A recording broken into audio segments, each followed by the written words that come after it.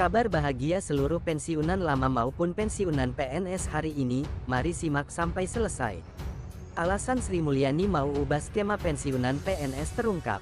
Jakarta, dilansir dari CNBC Indonesia, skema pensiunan pegawai negeri sipil PNS masih menjadi topik perbincangan hangat.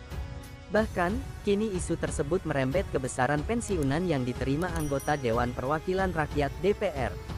Menteri Keuangan Sri Mulyani beberapa waktu lalu menyebut skema pensiunan PNS saat ini memberikan beban yang cukup berat bagi negara. Bahkan jika terus menggunakan skema ini, negara akan semakin menanggung beban yang lebih besar di masa depan.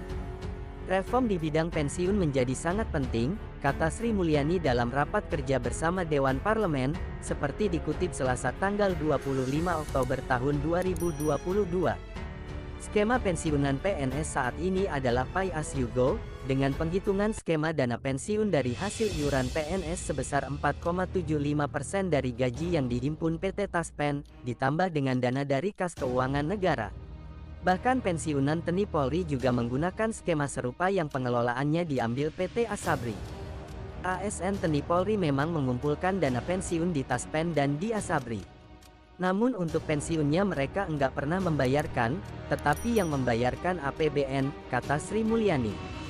Sri Mulyani mengemukakan, apabila situasi ini terus berlanjut, maka akan menimbulkan risiko jangka panjang.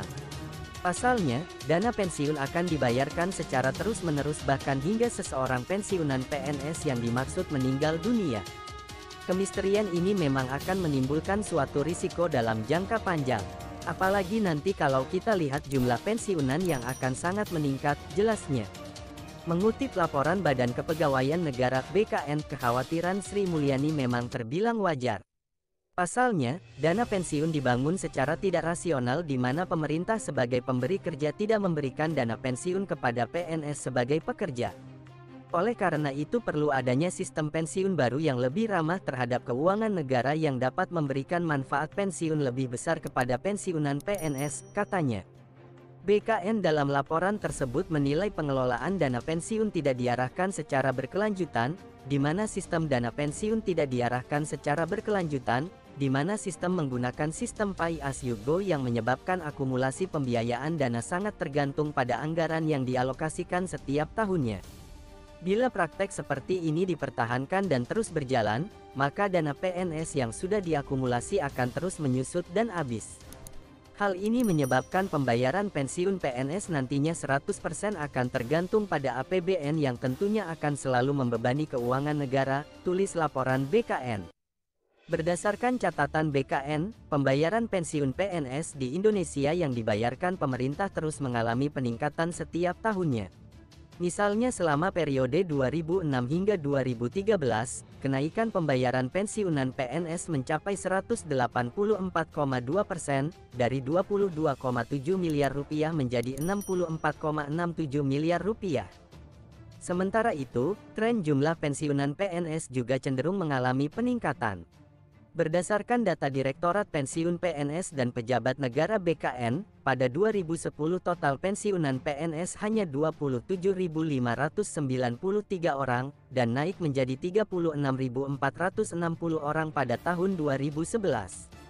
Angka tersebut kemudian kembali mengalami penurunan sekitar 4,56% menjadi sejumlah 34.798 orang di tahun 2012, dan kembali naik menjadi 35.478 orang pada 2013. Kemudian kembali naik di angka 41.820 orang di tahun 2014, dan sebanyak 65.791 orang di tahun 2015.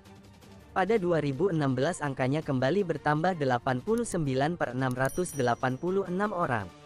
Adapun jika dibandingkan jumlah pensiunan PNS di tahun 2010 dengan jumlah para pensiunan di tahun 2016 terjadi kenaikan sebesar 62.093 orang atau 225,03%.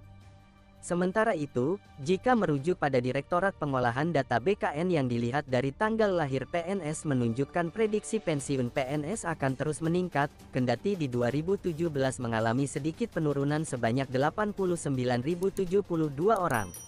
Kemudian, angka tersebut mengalami peningkatan kembali di tahun 2018 menjadi 109.413 orang, sebanyak 117.561